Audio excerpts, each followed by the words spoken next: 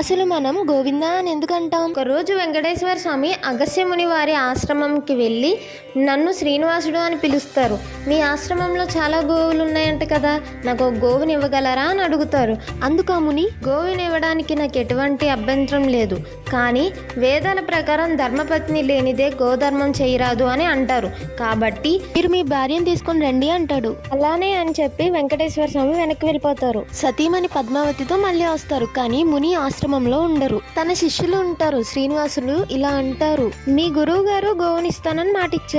అతను నన్ను నా సతీమణితో రమ్మన్నారు. ఇదిగో నా భార్య పద్మావతి. శిష్యులు మా గురువు గారు లేనిదే గోవు ఇవ్వడం కుదరదు అని అంటారు. దానితో వెంకటేశ్వర స్వామి కోపంతో తన కొండ వైపు గబగబా వెళ్ళిపోతారు. కొద్దిసేపట్లోనే వచ్చిన ఆ ముని, ఆ విషయం తెలుసుకున్న ఆ ముని గోవుని తీసుకొని వెంటనే వెంకటేశ్వర స్వామి వెనకాల, స్వామి గోవు ఇందా అంటాడు. గోవు అంటే ఆవు, ఇందా అంటే ఇదిగో అని అర్థం. అందుకే గోవింద అంటాం.